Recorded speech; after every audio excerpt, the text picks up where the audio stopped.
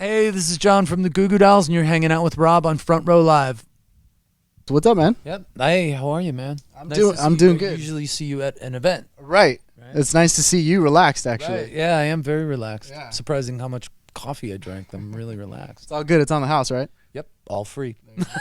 There you go. So before we jump into the new record, I actually want to take a step back to your earlier days. Something that I've been curious about. Although you guys were a punk rock band, Yeah. you guys were signed to a label, Metal Blade, which I kind of didn't understand that signing just because they're very metal. Why at the time? Why did that label seem so right for you guys? You know what?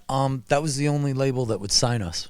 And That's interesting. I swear to God, they were the only ones that even made an offer. We wanted to go to all the we went to all the cool labels that we wanted to be on. Right. SST and Twin Tone and, you know, all those kind of labels, and they didn't want us, you know. So then so these guys made an offer, and they were trying to get more into the alternative. They were trying to branch out into alternative rock, quote unquote, you know. But I mean, there was at the beginning with us, it was always that line. We were sort of straddling that line between punk and little bits of glam and metal and things like that, you know. There was always a little hint of that. Right. But it was always sort of pop music underneath it, you know. Yeah, definitely. And that's what led to the transition. What was it? After the third record, Hold Me Up. Well, Hold Me Up, there was some good songwriting on. Like the first... I mean, all your records have had good songwriting, but you know, like Hold Me Up was the first time I actually sort of went, oh man, I'm actually writing a song here. You know, and it wasn't, I don't know, that's when things felt like it was changing, like we were changing. We're growing up, so you know? Was the transition more because you felt more of a songwriter than a performer, or was it just that time that, you know, it was time to really change your sound to more alternative? Well, I mean, how many 3-chord songs screaming at the top of your lungs can you write, you know what I mean? That's true. You know, it got boring after a while, but, you know, but, you know, I mean, there's nothing worse than, you know, I get sad when people say, you know, I'll run into someone and they'll be in their 50s and they're like, I'm an old punk rocker. I'm like, please, you know, punk rock is for kids. Right. You know. Right. What was that transition like for you though? As far as the fans, I mean, the fans obviously accepted the music; they're still here. But for you as a musician, writing these new lyrics, writing these new melodies or whatnot, what was that like? It was like really liberating. Because you could I was, you know, you could be a lot more emotionally honest with everything. There weren't any rules, you know. It was sort of like, you know, the whole quote unquote punk thing.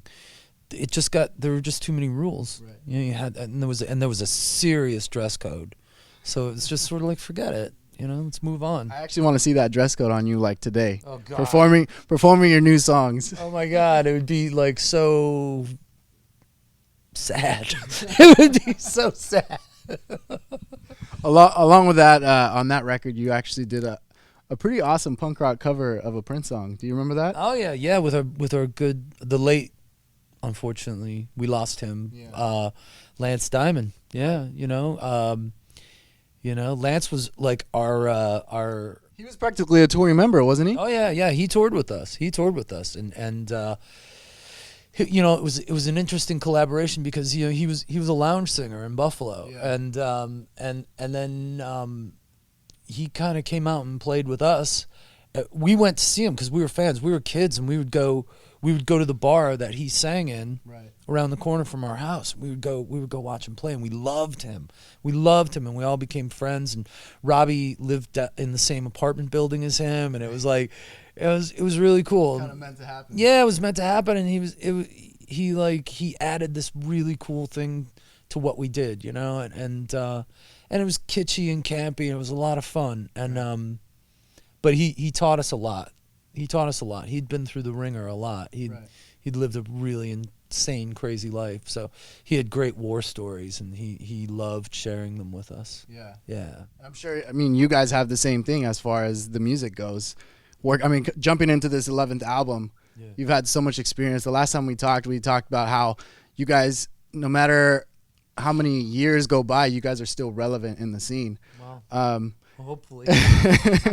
But going into this album with the experience of those last 10, what was that production process like for you guys? Was it any different? This album? Yes. Yeah, I mean, Robbie and I decided that we had to clean house on ourselves as well as every situation in our lives, and we did what we had to do, and we sort of decided that we were going to hang tight and make the best record that we ever made, and I know everybody says that, but we had such a good time making this record, that it's almost a moot point, like what happens after it's done, right. And we really kind of, when we got done with it, we sat there and we were listening to it and we talked to each other, and I said to him, dude, we won, that's it, we did the work, that was, and it's just so awesome that after all these years we were still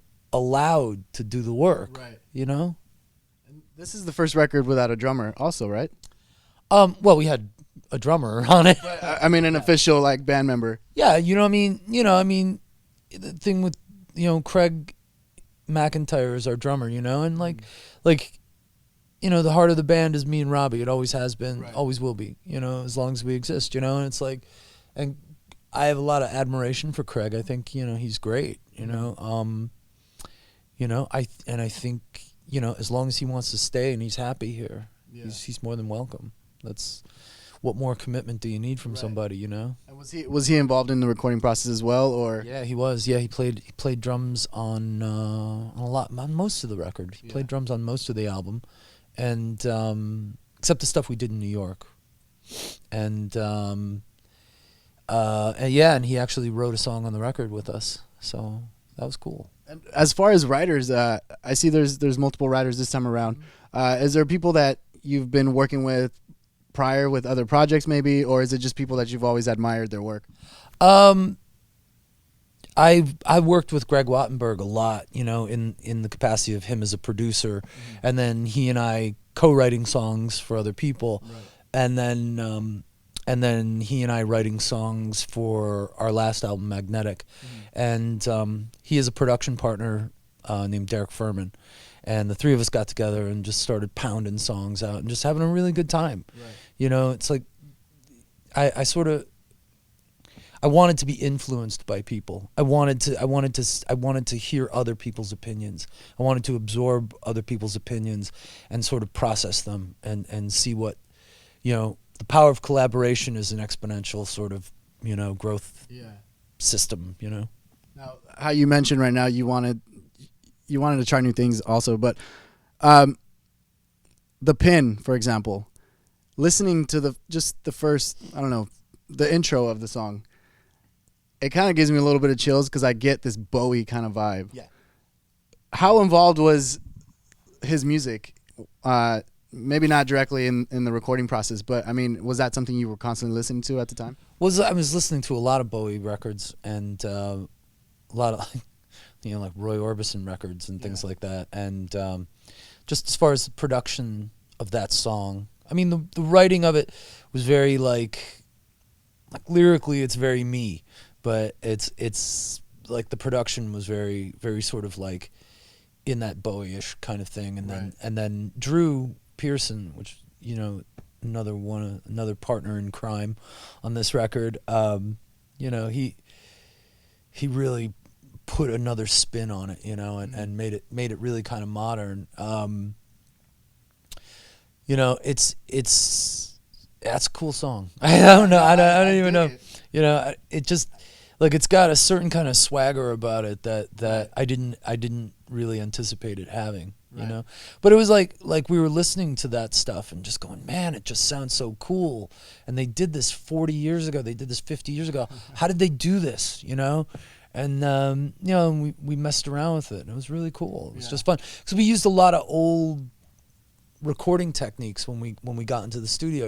Like this record. Yeah, I got a bunch of old type recording gear. And Drew is an amazing engineer as well as a producer, and so we got into an old recording studio and used some really cool old gear, and then sort of smashed it all together with some other modern production stuff, right. And like really just like threw whatever felt right on the pile. You know, it's like wow. It seemed to work. It seemed to work. Yeah, you know, it really did. It's kind of like you smash a bunch of everything together, and it really kind of happened. You know. And mentioning like new styles of recording, Reverse was another fun song that I definitely enjoyed. I had to put that one on repeat.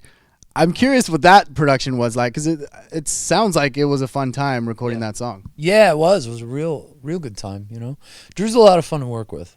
Like if you're a songwriter or a singer, you know, you should get a hold of that guy and work with him. He's fun. I'm not yet, but maybe I will just do it anyways. He's a lot of fun, man.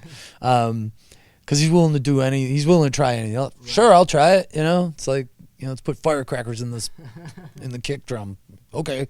Reverse. Yeah, that one started out completely different. You know, that song started out completely different from what it wound up being.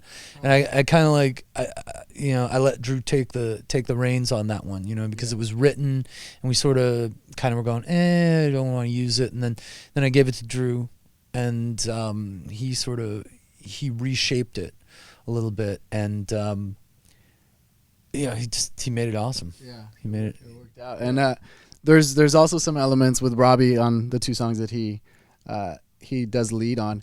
I love his grunge. Like, I love his grungy, his raspy voice. Yeah. It kind of brings me back to the old Goo Goo Dolls in a way. How do these songs that Robbie takes lead on work out? Is it something that he wrote, or is it something he chose? Yeah, he writes what he sings. I write what I sing. You know,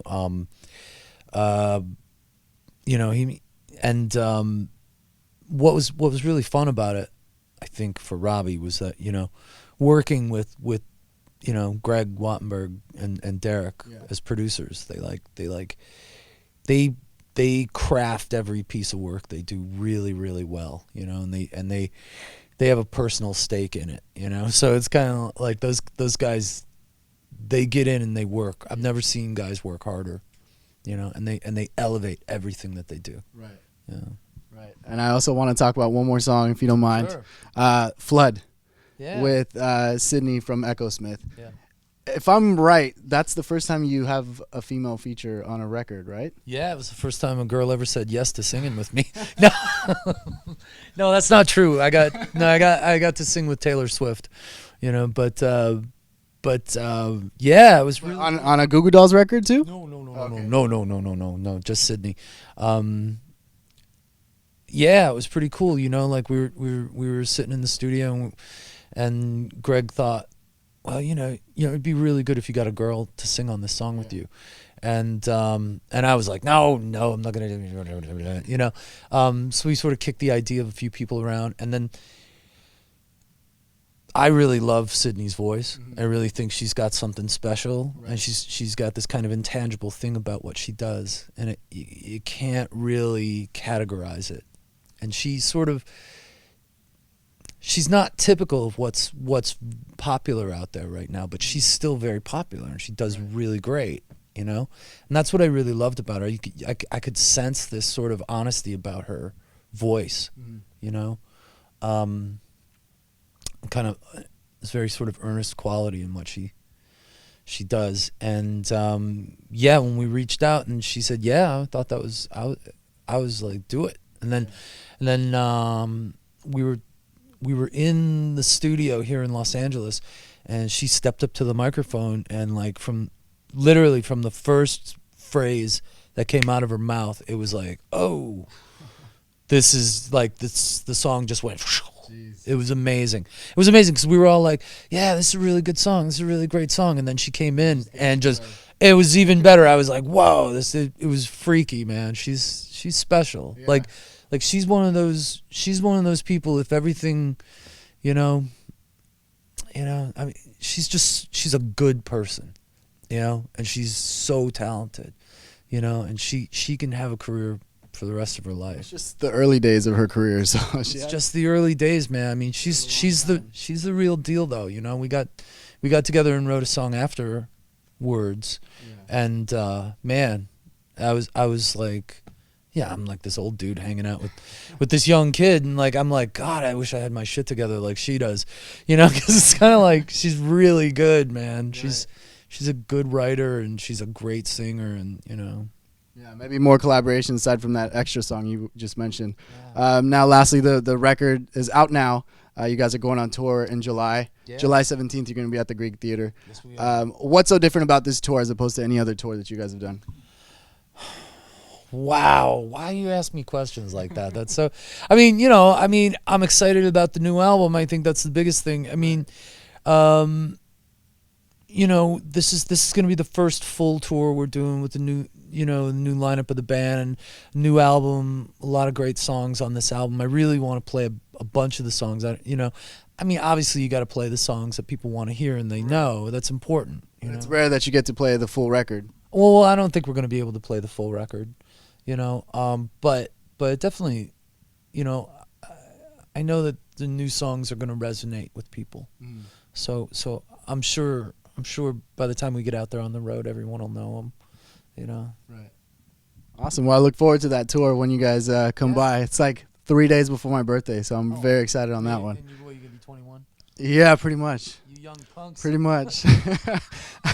I wish I could say that, but anyways, thanks for hanging out with me, dude. It's been a pleasure, man. You guys be sure to pick up the new record. It's called Boxes. It's out now on iTunes, and thanks again for watching. Don't forget to subscribe here on Front Row Live.